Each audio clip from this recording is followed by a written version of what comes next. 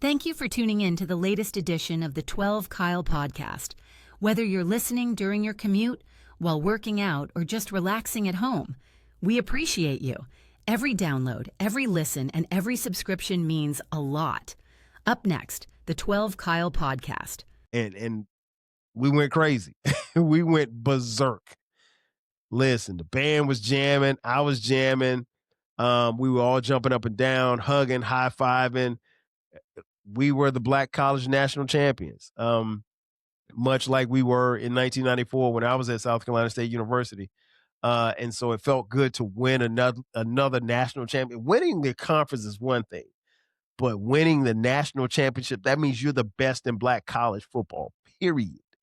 And I did that my junior year at South Carolina State University. And to see these kids do it here in the A under those circumstances and win a game 40-38 in sudden death is incredible. Ladies and gentlemen, thank you for listening. Thank you for downloading.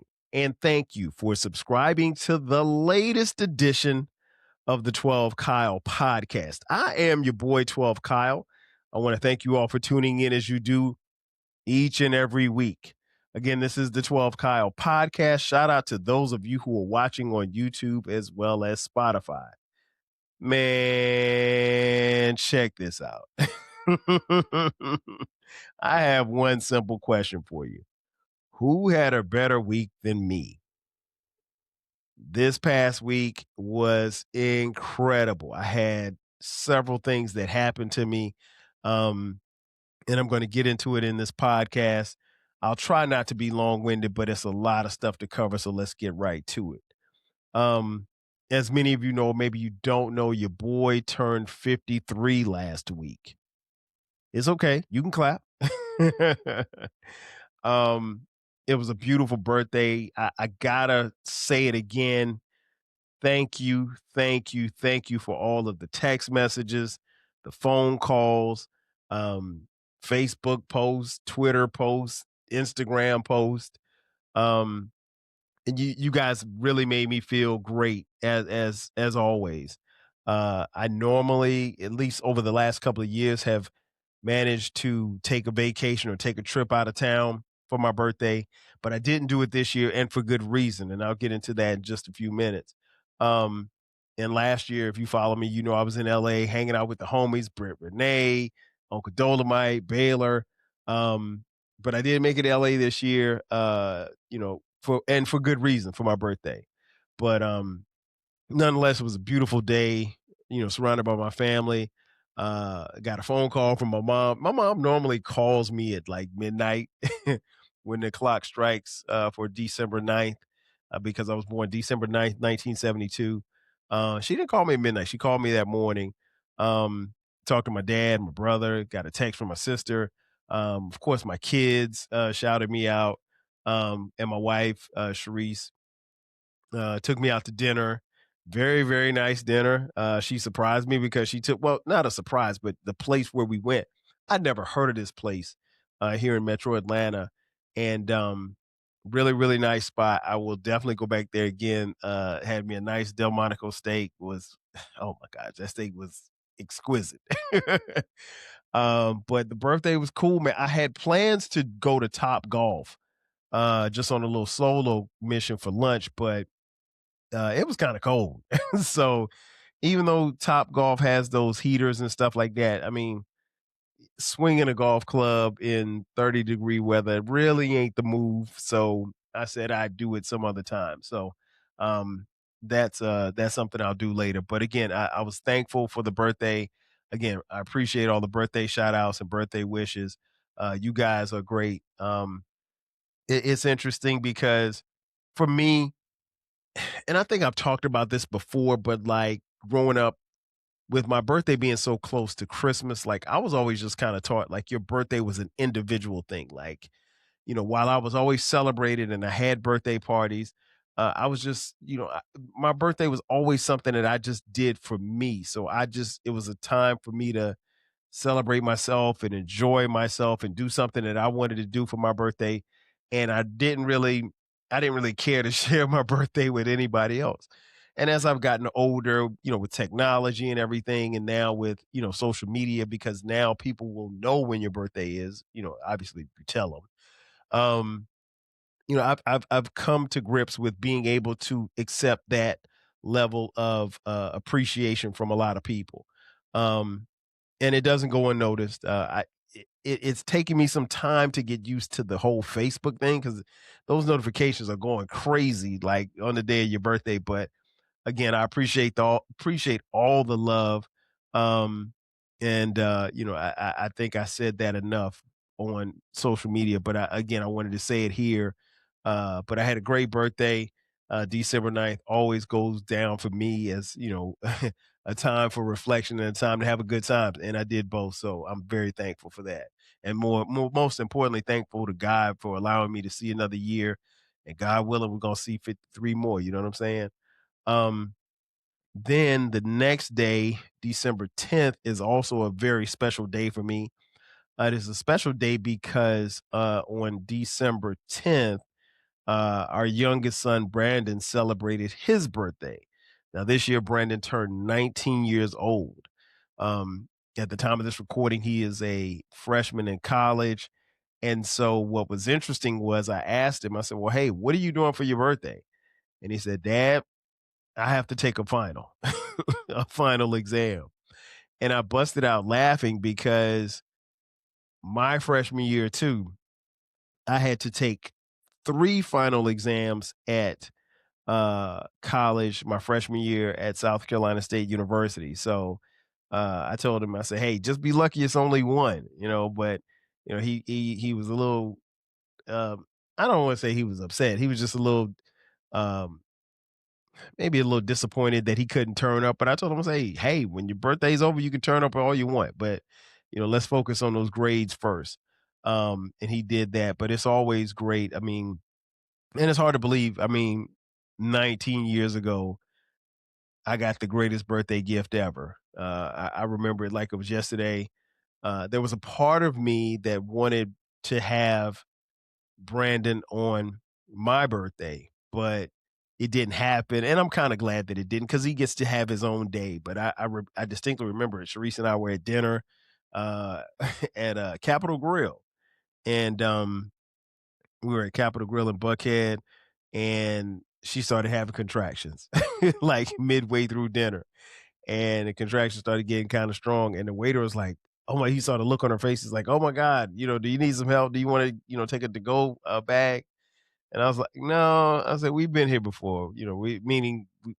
Brandon wasn't our first child, he was the 3rd boy, so, um, and our 3rd child, so it wasn't like, it was time to panic or anything like that, but, very thankful for him and his 2 brothers and his sister.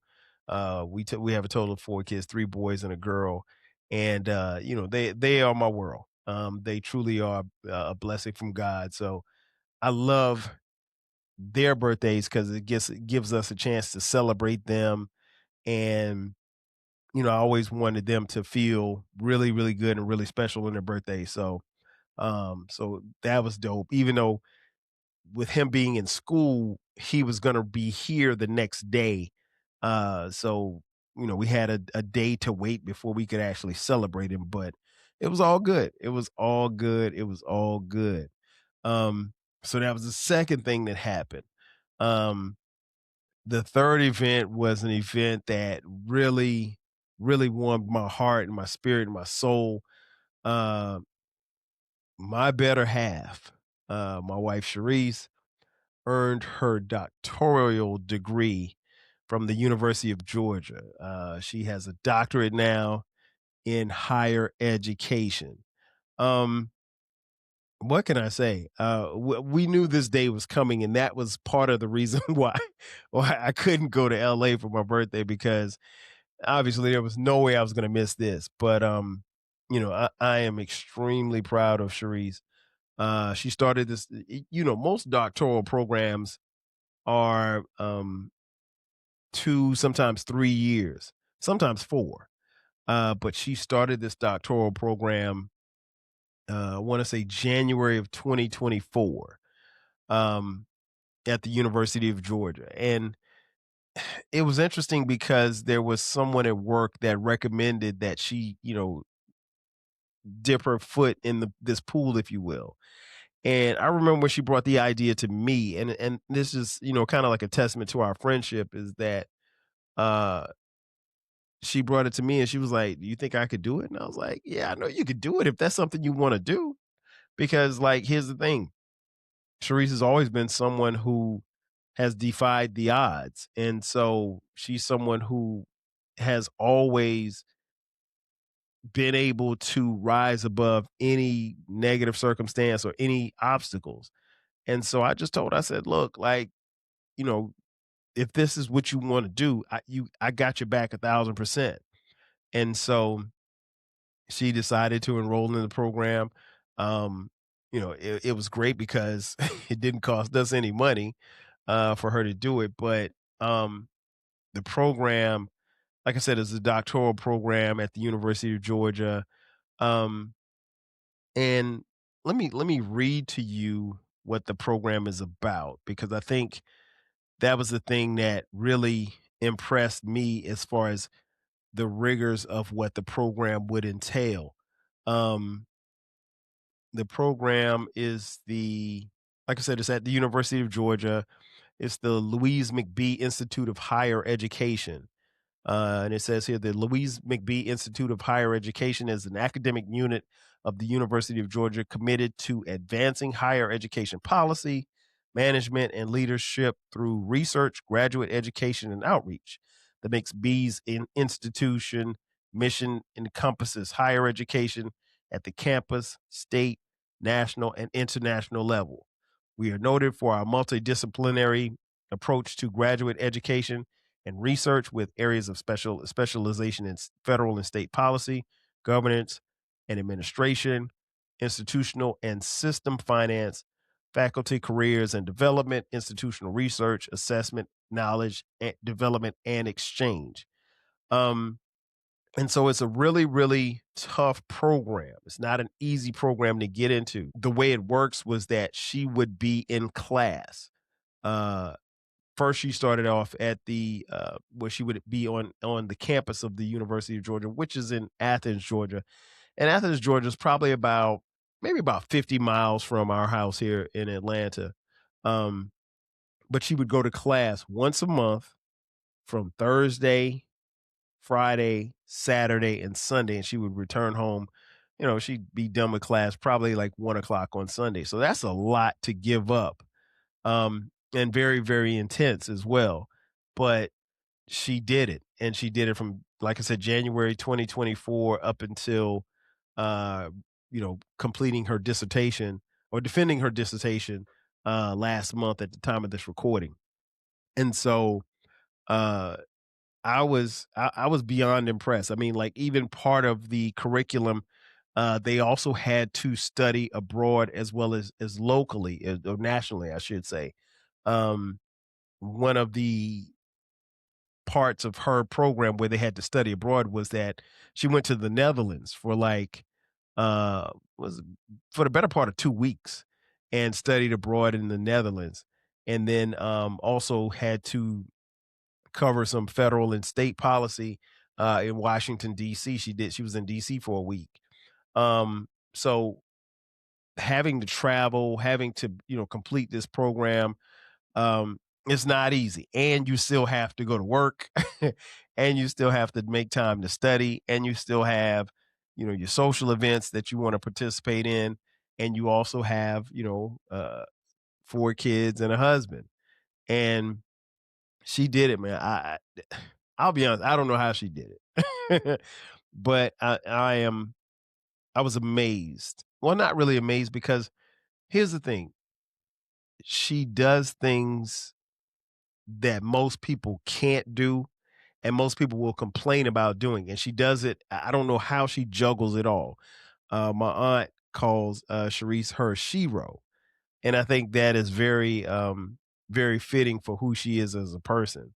Now I knew that, given the fact that she was going to be in class, uh, getting this doctoral degree, that things were going to change around our household. So a lot more was going to fall on me as far as things to do. And me and the homie Baylor talk about it all the time. Like, and I'll never forget, I was on the phone with him, and I told Baylor that Sharice was going, to class that particular weekend. And Baylor said it best. He said, "Hey, man," he said, "Hey, you got to go get a triple double this weekend." And what he meant by that is like, as a father, because my wife was going to be gone for 4 days, like that I have to pick up all the slack. So wherever, if that meant picking the kids up from school or taking them wherever they needed to go with their activities, cooking, cleaning, all of that stuff. And it's stuff that I do, but um, more of it falls on you per se when it's just you. And so it was a challenge for me as well. But it honestly, n- I can't say it wasn't a challenge. It was a challenge, but I think what happens is that we get so used to being in our grooves that I got used to being in that groove, once a month. And then we have a family calendar, so I knew when, her classes were going to be and everything like that. So it worked itself out. And it all culminated in her, writing her dissertation, and excuse me, writing and defending her dissertation, because that was two things in and of itself. And I mean, like, she's having me read it and proofread it, and I'm like, look, I'm not. I am good with editing things, but I'm not. I mean, of course, she had an editor as well, but um, just being able to read what she wrote and to have the discipline, because trust me, there were times where she would come home from work and she'd be sitting at the table, and then she's like, okay, well, hey, I'm going to go take me a nap, and I'll wake up in about 2 hours and I'll get some more work done. And sometimes she'd wake up from that nap and the nap on the couch, and she'd get upstairs, she'd go upstairs and get in the bed. And it wouldn't be, anything else. But she made it work. She made it work. And like I said, it all culminated in her graduating at the University of Georgia this past Friday at the time of this recording. And so the whole family, we go over to Athens, and there was a brunch Friday morning with the people from her department. Got a chance to meet the other people in her class who were becoming doctors as well. Um, some of her professors, well, met her master professor, um, and just some very important dignitaries in that particular unit of the University of Georgia. And then it came time for graduation, and it was great because not only were was our family there, her parents were there, her brother, her niece, or our niece, um, her line sisters, from and sorority sisters from Delta Sigma Theta, her BFF, Dr. Jamel, um, and a host of other family and friends. And it was really special. It was really, really special. Um, the thing that stood out to me was when she entered the Coliseum, there was a look and a glow on her face. She was smiling from ear to ear, and I don't think she stopped smiling the whole time. Like, she was just that happy to be in there because of knowing what she had accomplished, that she was now a doctor of education. And I watched my kids look at her, look at their mom, and they were so excited, and you could see the joy and the pride in their eyes. And it meant a lot because, again, it wasn't easy, but then again, it's not supposed to be easy. And that's one of the things that I told her. And just watching her accomplish that goal, was very inspiring and very uh it was very important for our family because she's the first doctor. Now, hopefully she won't be the last, but she's the first doctor in the family. And not only was there a level of joy, but there was a level of pride and a sense of accomplishment. But I also was just so happy for her because I saw her put in the work. And when you see somebody that you love and you care about work hard and achieve their goals, it makes you feel good. And so subsequently, it was just a beautiful day. It was a beautiful day, and it's a day that we'll never forget in our family.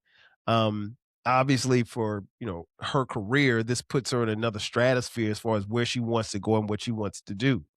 And we're gonna be right there to support her the whole time. And again, she always says like, what she does is for our family, for our kids. And I couldn't agree more because I know that's why I do what I do, for the kids and our family. And it was a great time at the ceremony. We got a chance to see her get hooded, and after graduation, we came back to Atlanta where we had a venue where we had a small reception with the same friends and family and some who did not make it to the graduation. Um, and so that was really, really dope. That was really, really dope.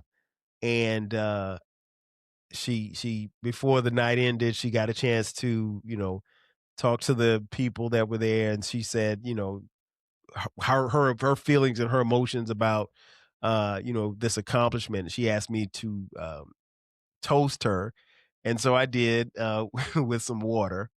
I'll share with you guys what I said in the toast. I just talked about being able to dream, and I encouraged our kids to dream and never stop dreaming because this was a dream of Sharice's, and subsequently her dream became a reality. But it was also a dream of mine because my dream is her dream.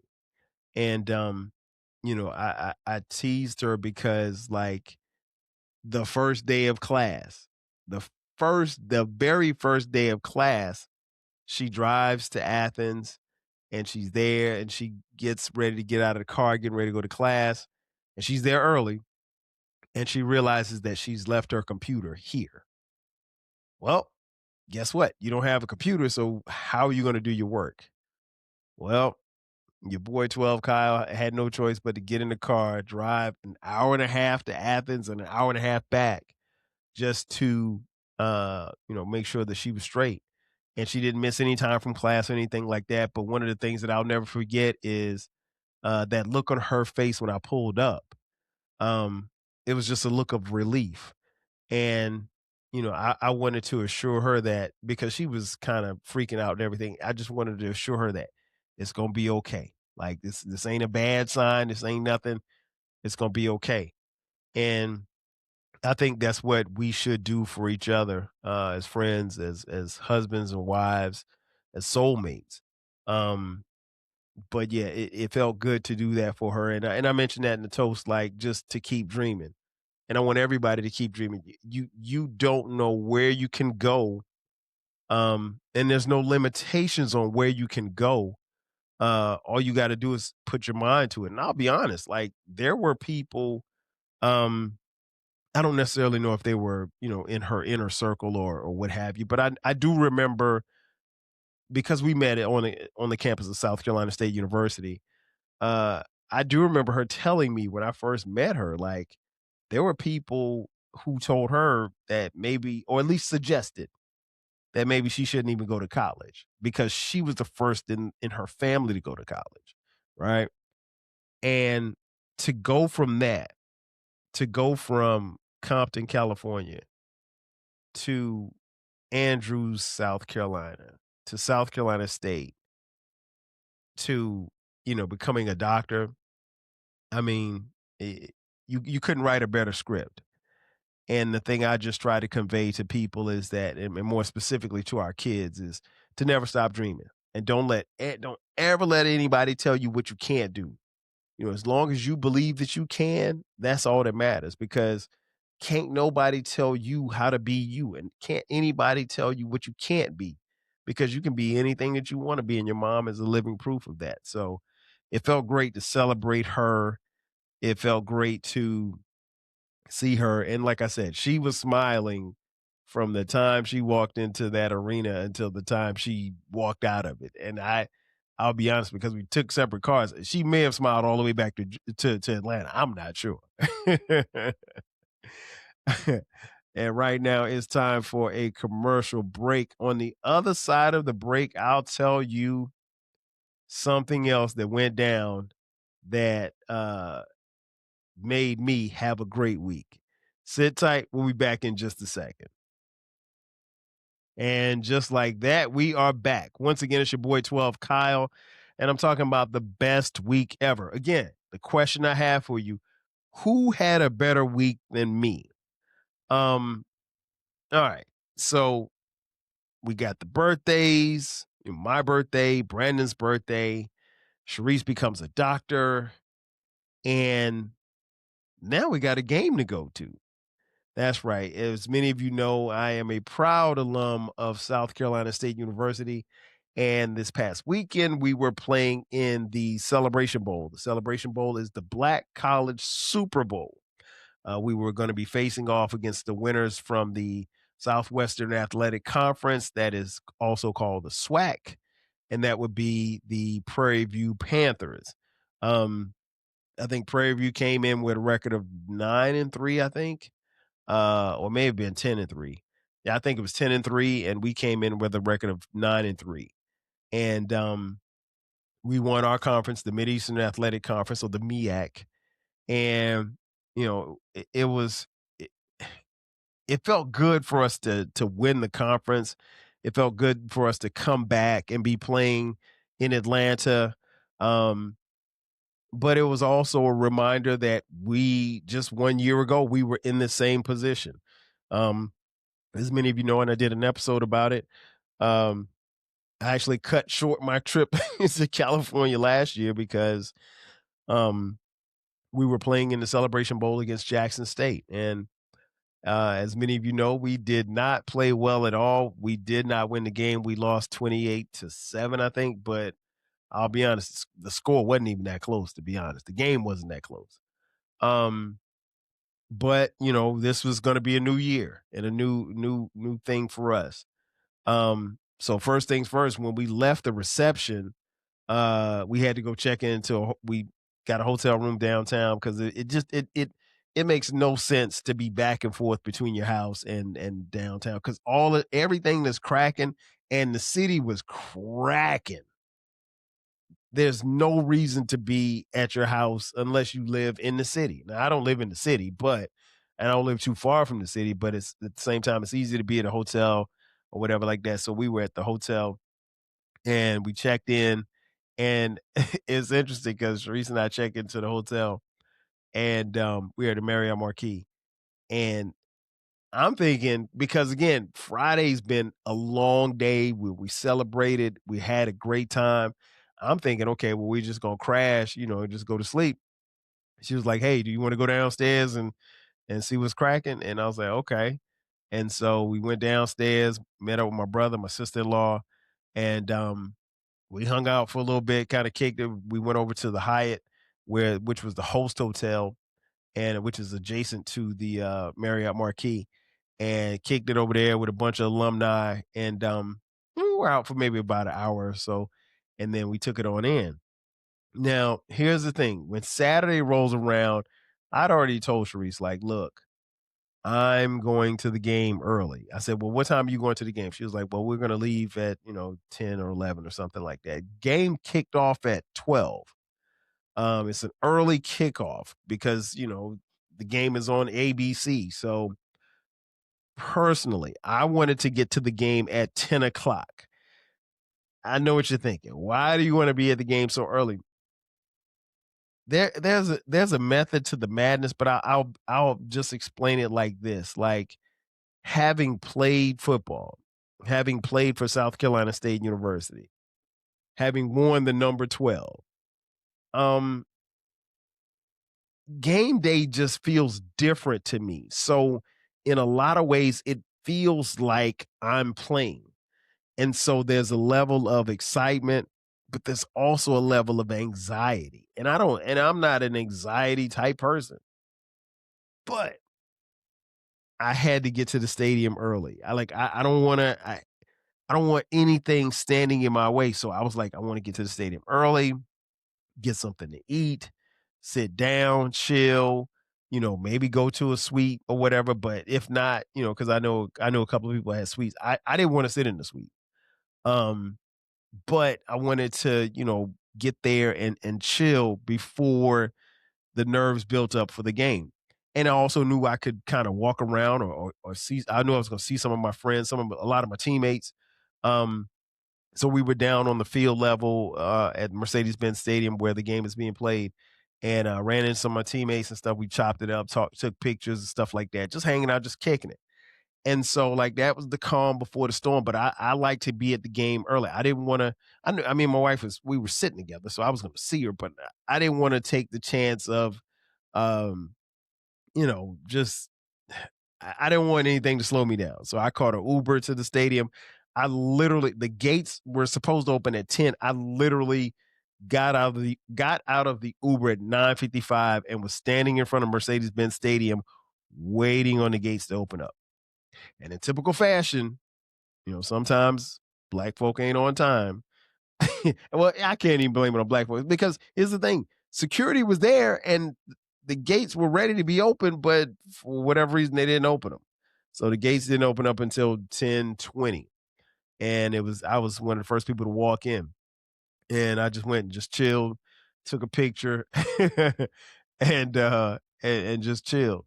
Um, but then again, even in saying all of that, there's still some uneasiness because there's the butterflies. There's the, okay, what can we do? What will we do? I wasn't so much as worried about last year's game because last year's game, we just didn't play well. I think when I look back at, and I mentioned this on the podcast last year, I think looking back on it, I think we came in a little too high. I think we were kind of feeling ourselves and we thought that if we just, we were big bad South Carolina State University. We show up, we're going to win. And football don't work like that. And Jackson State punched us in the mouth and punched us in the mouth and punched us in the mouth, and we never fought back. And so I didn't have to worry about us playing like that again. And the reason being is because there's a lot of kids that played on that team last year that were playing on this team this year, albeit in different roles. But I think what happens is that when you get beat like that, on that type of stage, you don't forget, and you promise yourself that you'll be damned if you allow it to happen again. And so I had not seen Prairie View at all this year. I saw them play in the SWAC championship game, ironically against Jackson State, and they look really good. They look really, really dominant. The thing that I took away from that was I said, hey, and I told everybody, if we play our game, we'll be fine. We'll win. We're not going to blow them out, but we'll be able to wear them down if we play our game. But we have to play mistake-free football, and we got to just go out there and have some fun and make some plays, which is something we've done all year. I mean, again, the team was 9-3, and you know, we looked shaky at times this year, but we were on an 8-game winning streak. So, there was nothing I don't think that was going to stand in our way. The game starts, the fans are filling in, bands are in, everybody's playing. We got a national TV audience. I sit down in my seat and the game starts. And we looked a little rusty at first. I ain't gonna lie. And it was like, it's almost like a championship fight. Both guys are trying to feel each other out. And then Prairie View scored. And then they scored again. And then they scored again. And I look up and we're down 21-0. And again, this game is on national TV. So the homie King Germ from Pod and Saved Our Marriage, shout out to Germ. Germ texted me and my only response was, we're in trouble. Because we couldn't figure it out. On defense, it looked like we were just out of place on some things. And they were making plays. Like they were getting what we call chunk plays.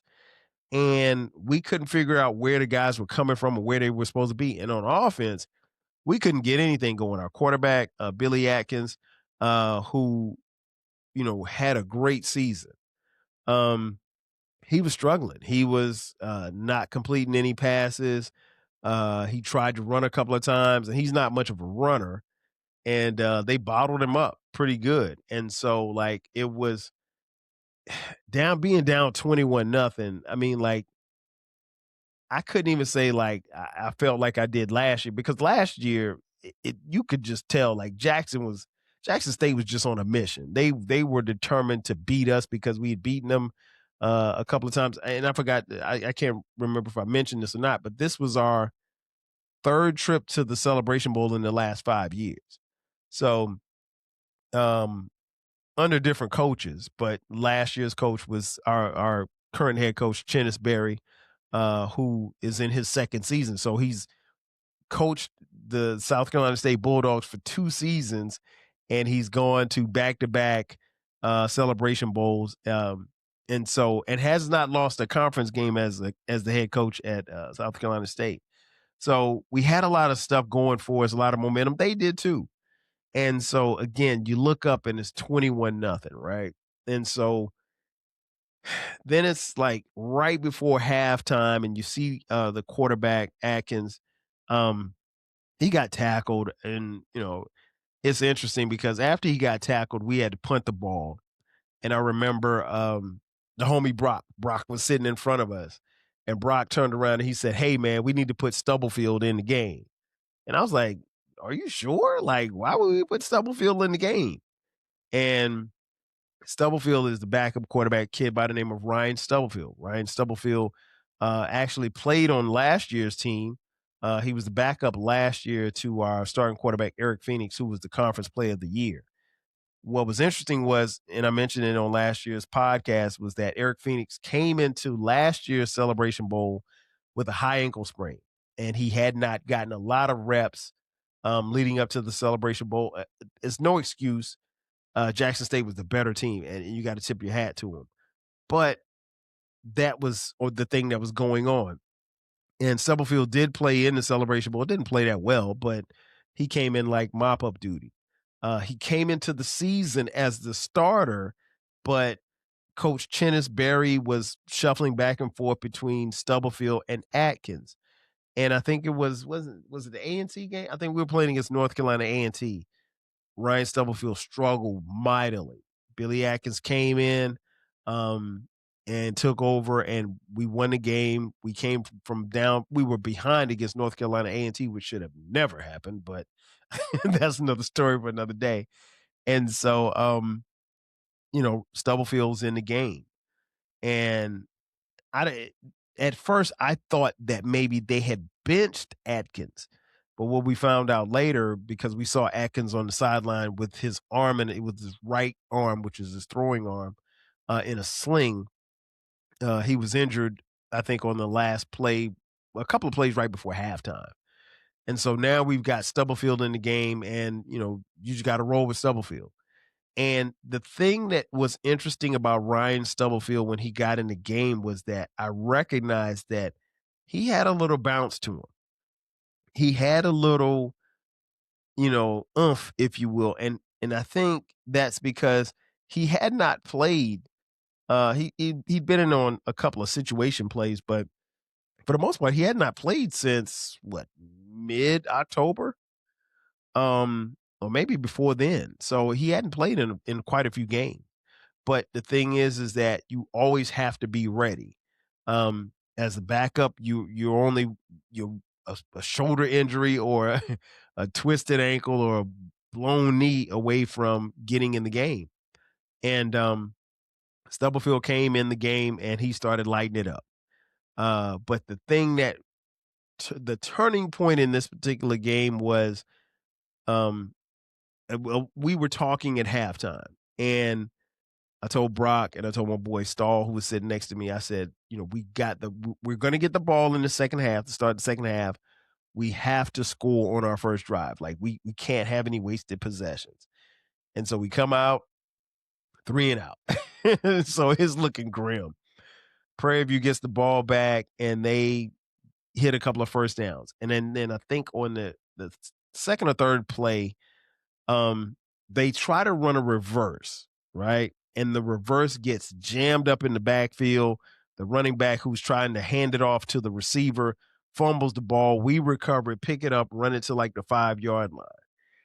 And it was at that moment that you could see, and I've never seen this before, but uh in the Mercedes-Benz Stadium, you could see the momentum which was on this side, the opposite side of the field. You could see it shift to this side, to the east side, where we were sitting in South Carolina State. So we get the fumble recovery. We score on the very next play. Jordan Smith runs it in for a touchdown. Um, we kick the ball off to Prairie View. They go 3-and-out. We get it back. We score again. We kick the ball off the Prairie View again. They go 3-and-out. They kick it back to us. We score again. And you look up and the score is now 21-21. And my boy Stahl made a good point. He said, man, we have scored 21 straight in the third quarter, in one quarter, and there was still 5 minutes left. And so now you could tell, like, no longer was Prairie View riding high. They were feeling it. Like, you could tell, like, they were getting tense. Or, as if you follow me on Twitter, you know what I say. They went lemon booty. They went pure lemon booty. And it happens. It's just one of those things, like, and you could see the momentum just shift. And now all of a sudden, it's got to be tough for Prairie View, because in their minds, this game was all but won. And now you're in a dogfight. Now you have to come back, and now you're in a game. Now, to their credit, Prairie View comes right back and goes down the field and scores again. So now it's 28-21. But the Bulldogs kept fighting, and we come down and we scored. So now it's 28-28. And, you know, I told my friends, like, somebody's got to flinch. Now, the whole time that this is going on, the first half, my wife, God bless her heart, she was sitting next to me, or she was sitting behind me, going crazy. She was just going crazy. She was just yelling and fussing at everybody who was making a mistake. And she was grabbing me by my shirt, like, what are they doing? What are they doing? I'm like, Sharice, I mean, like, I'm trying to, and it took everything in me not to be yelling at that game, because I know that, you know, as excited as I can be, I need to try to at least preserve my voice, because there's been times where I've gone to games and lost my voice. And I didn't want that to happen. Um, because I wanted to tell you guys about what happened on this podcast. There wouldn't have been no podcast if I couldn't talk. um, but nonetheless, we go into the fourth quarter. We score again. They score. Score is tied 35. No, let me go back. They score, so they're up 35-28. Um, and Ryan Stubblefield is balling out of control. Converting third downs. We must have converted at least 7 or 8 third downs. And probably what a lot of people don't remember was a huge play. I think it was maybe like 3 minutes left in the game, and we had a 4th and 15, and Ryan Stubblefield drops back to pass. He steps up in the pocket. Jordan Smith runs like a 17-yard route coming across the middle. As soon as he comes out his break, he hits him in mid stride, catches the pass. We convert the 4th down. We move on, and we eventually score. And so the game goes into overtime. And at this point, we're feeling good, but it's surreal, because we were just down 21-0, and that fumble changed everything. It changed everything. So you went from, it was just the range of emotions. You go from feeling like, I can't believe we're about to lose, and we're about to lose like this, to we're back in it, or we can win this thing.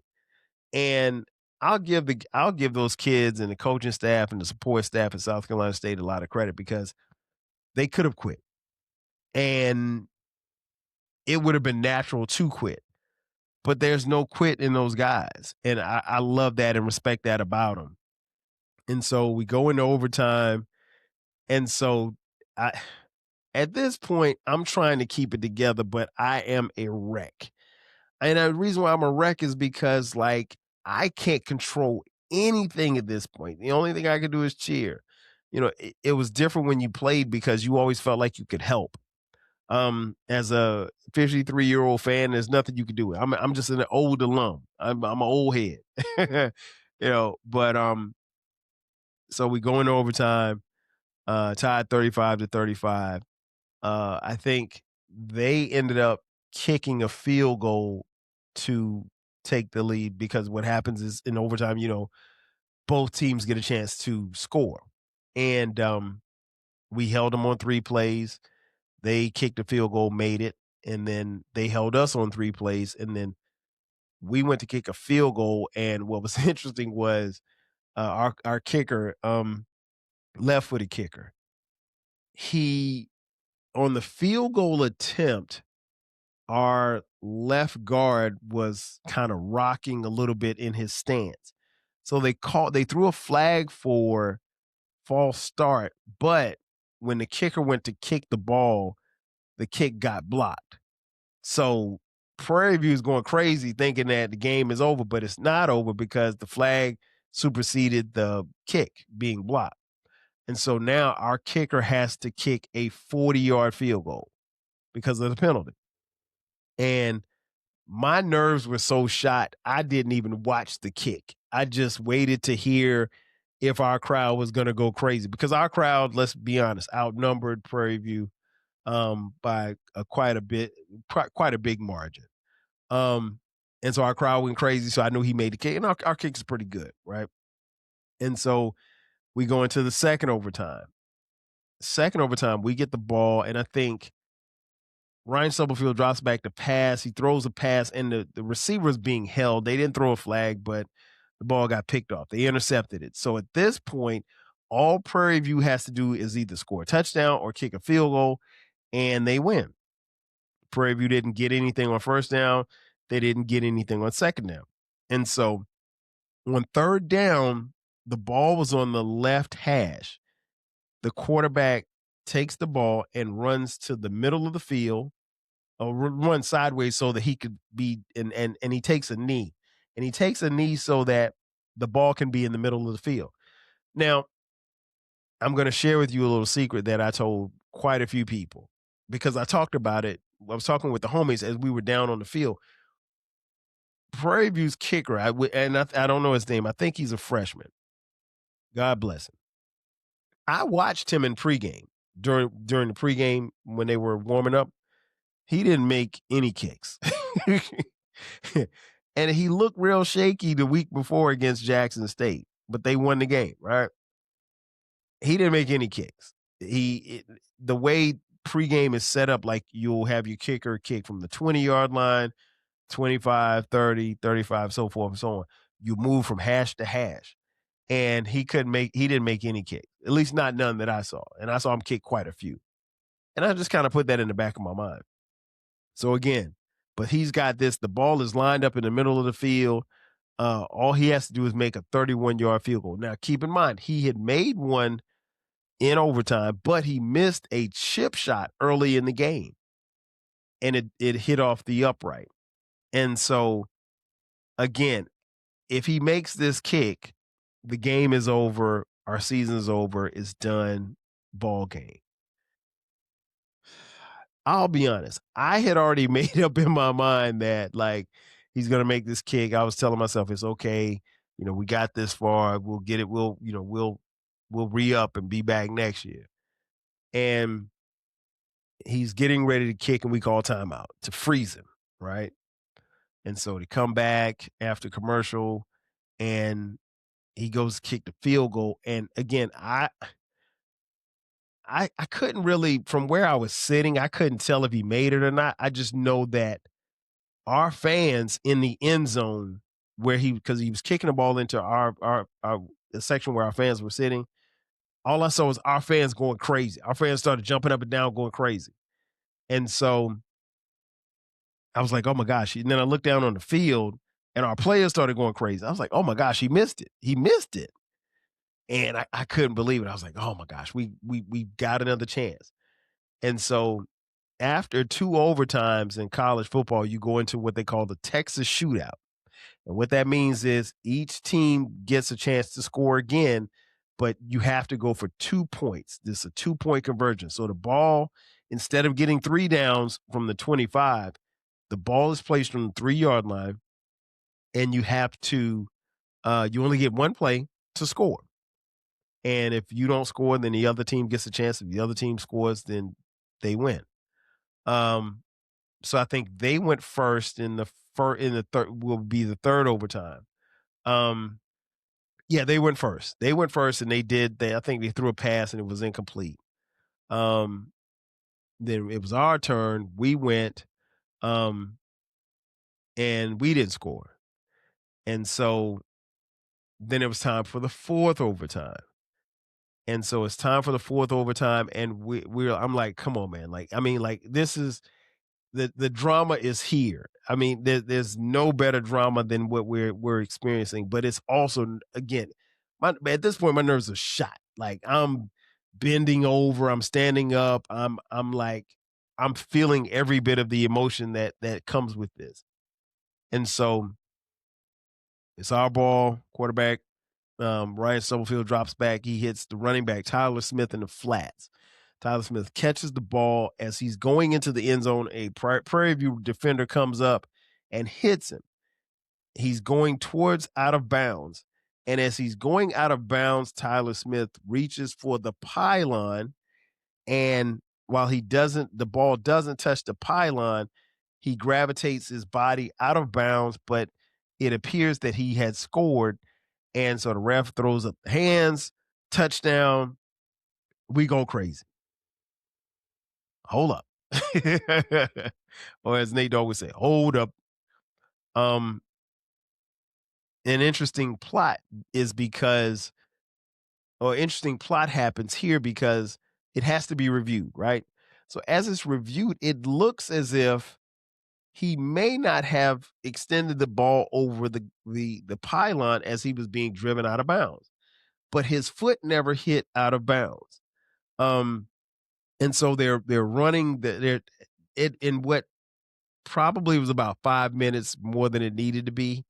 They're running it, and we're getting antsy because, like, they say it's a game of inches. To me, I thought he got in, and the call on the field was that he scored and that we would get 2 points. So every time that they're showing the replay, they're flashing back and showing players and coaches for Prairie View. Everybody's like, no, he didn't get it. He didn't get it. And I think that period of time really allowed Prairie View to kind of get out of character, because I think they were really, really hoping that, he did not score. The referee came back from review and said, the ruling was upheld. And here's the thing that people have to understand. Again, I know it looked like he did not get it, but by rule, and this is a very funky rule, but it's a rule nonetheless. By rule, the pylon and the goal line don't stop where you see the pylon stops. So there's an invisible line that stretches to infinity. So when Tyler Smith when he got the ball and he extended it out, while it did not cross over the pylon. So let's say the ball, if you're watching on YouTube, I'm going to use this. If this is the pylon here, Tyler Smith gets here and he extends it, but the ball passes the pylon and the goal line. So while the ball does not go over the pylon, it goes around the pylon, but it clears the goal line, and he levitates and does not touch the ground, which is really the key thing, because if his foot hits the ground, they'll probably rule him not as a scorer, that he did not score. So long story short, he scores and we go crazy, but we still know that Prairie View has another chance. So even we celebrated, but we don't have a lot of time to celebrate, because Prairie View has one more play, and they have to score. Quarterback drops, and their quarterback, Cameron Peters, shout out to that kid, man. That kid was phenomenal. I think he had like over 400 yards passing. Um, I don't know what his classification is. I don't know if he's going to be back in Prairie View next year. I hope not. Especially we got to see him again. But shout out to that young man. He balled. He was a baller. Um, he drops back, does a little run out to the outside, and we stop him. And he threw the ball at somebody, but the ball fell on the ground. And we went crazy. We went berserk. Listen, the band was jamming. I was jamming. We were all jumping up and down, hugging, high fiving. We were the Black College National Champions, much like we were in 1994 when I was at South Carolina State University. And so it felt good to win another national champion. Winning the conference is one thing, but winning the national championship, that means you're the best in Black college football, period.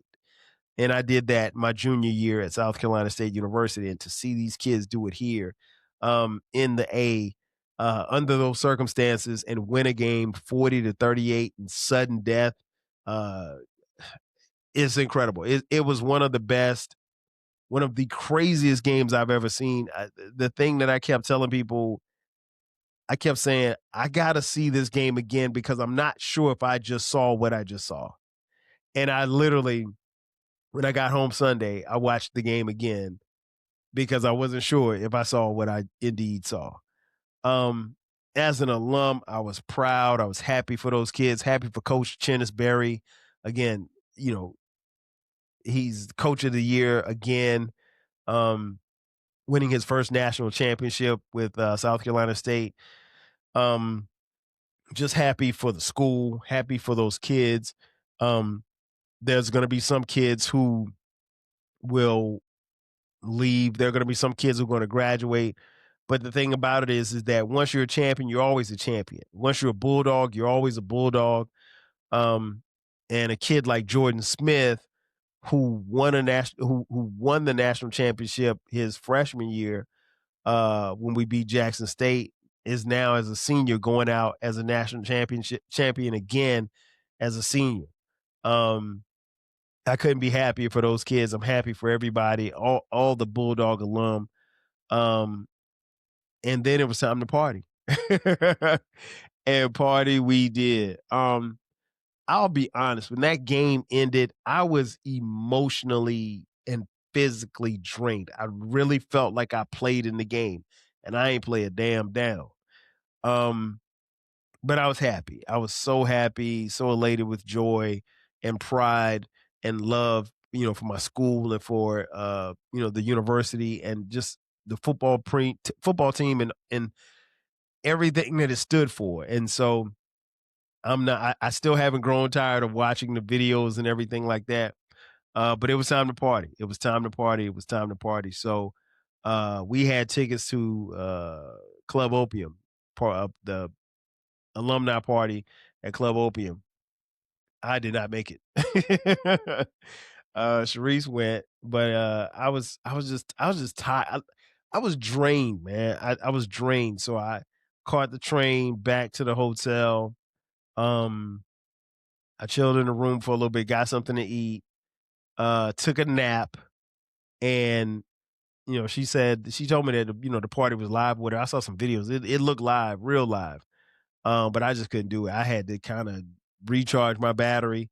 And then there was another alumni party at the Hyatt Saturday night. So by the time she got in from that party, I guess she got in probably about 8, and then we went to the party at the Hyatt at like 10. Um, and that party was jumping too. I mean, we were in this big ballroom at the Hyatt. Saw all my friends, saw my homegirl, Crystal, one of my best friends from college. And I was surprised because I didn't think Crystal was coming. But it was good seeing her, and all of my boys were there, my teammates and stuff. Good seeing them always. And we had a good time. We partied and we partied and we partied. My brother was there, his wife, my sister-in-law. They're all also alums as well. Um, so yeah, it was a great time. It was a great time. Came back to the room. I don't know. We got in probably about 1, and the party was still jumping when I left. When I left, it was again, when you, as I mentioned on previous episodes, when your social battery's done, it's just done. Like you got to take it on in. Um, but we got up the next, went to bed. We got up the next morning, checked out of the hotel, came back home. Um, and it was just a phenomenal week. So I got to ask you one more time, who had a better week than me? The answer, nobody. Ladies and gentlemen, that's going to do it for me. Thanks again for checking out this edition of the 12 Kyle podcast. Be sure to subscribe to the podcast. We drop new episodes weekly. Also check out our baby. The new baby is called the Rap Soul Podcast. It's a music podcast where we talk about music and artists from the 80s, the 90s, and 2000s when it comes to rap, soul, hip hop, and R&B. Again, it's the best music podcast that you've never heard, so make sure that you check it out. Also, if you're into merch, check out the 12 Kyle podcast merch. Just click the link in the description box.